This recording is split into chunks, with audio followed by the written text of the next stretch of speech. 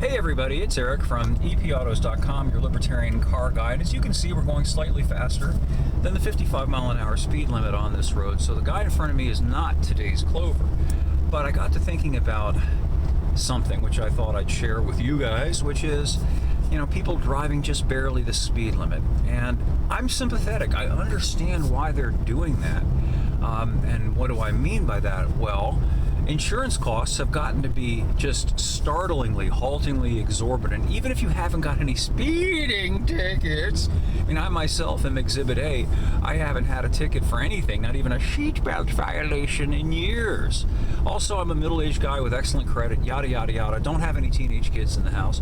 So, you'd think I'd be an extremely low-risk and thus low-cost person to insure, and yet the cost of my liability-only insurance for my truck has almost tripled over the course of the past 2 years alone. And I've gotten into the reasons why that is, which have nothing to do with moving violations. They have everything to do with the fact that all of a sudden, within the last several years, it's become very common for people to go out and buy vehicles with $50,000 and up replacement values and extraordinarily expensive small parts such as headlights and taillights. Oh my gosh, I passed the guy. Come on, please. Good. Okay, this guy's not a Clover. And that is why we're all paying more, because, we might get into an accident with one of these vehicles. And if we do, we break a taillight, let's say, potentially that could result in an extremely high expense for a new taillight or some other such thing. Where am I going with this? Well, you got that problem, and that problem is now compounded by the problem of getting even a minor speeding ticket anymore. You get anything that the insurance mafia can use as a pretext, and they will use it. So, the pressure on people right now is so great. Everything is, I don't know, probably 20 to 40% more expensive, depending on what you're talking about. Well, not the money is devalued by that amount. I know it's confusing, but that's what inflation really is. The point is, we're trying to keep up, and it's extremely difficult. It's like a guy trying to keep his head above water with a cinder block tied to his legs. So, people are trying to not get nailed by a cop for some trumped up traffic offense that's going to wind up costing them.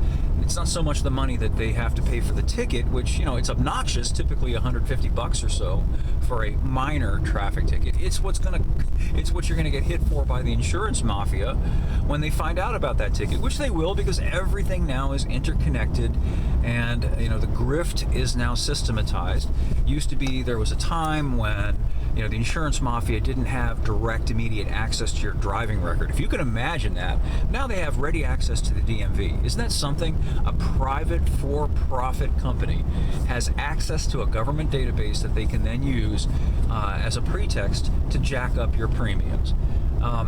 So, to get back to where I started from, I think that's why a lot of people are hewing to the ridiculously low speed limits. And, why do I say ridiculous? Well, here I am on a road. Now, I'm familiar with the county that I'm living in. I've lived here 20 years. And for years longer than that, I've been coming up here. The road that I'm on, which is US 221 in Floyd County, Virginia, you can look it up for yourself. It's been here for decades. It's been here for probably 50 years in its current state. Has a 55 mile an hour speed limit. Now, let that sink in.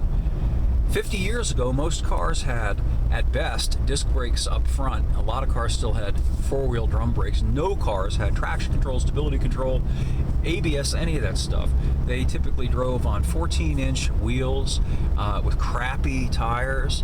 My point is that they were a lot less controllable at higher speeds than today's cars. And now we have this paradoxical situation of much improved capability in terms of controllability, stoppability, and so on, and yet the speed limit has not moved an inch to reflect the fact that cars are safer to drive today at higher speeds than they were at this speed a long time ago. There's no reason why the speed limit on this particular road, for instance, shouldn't be, no good reason, should be at least 65 miles an hour. It's preposterous.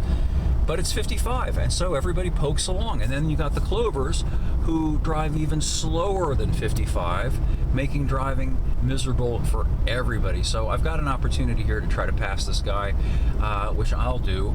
I've got the benefit of having a radar detector, which I commend to absolutely everybody who wants to drive at a less than soporific pace. He's being a good driver. Notice how he hit his brakes to let me go by? By the way, I just want to point that out. That's good driving etiquette. That's what you ought to do. If you got somebody behind you who wants to pass, help them out. Let them get around you. Diffuse the situation. Anyway, more over at EPautos.com, the web's best libertarian gearhead site. Thanks as always for viewing. We'll have more for you again soon.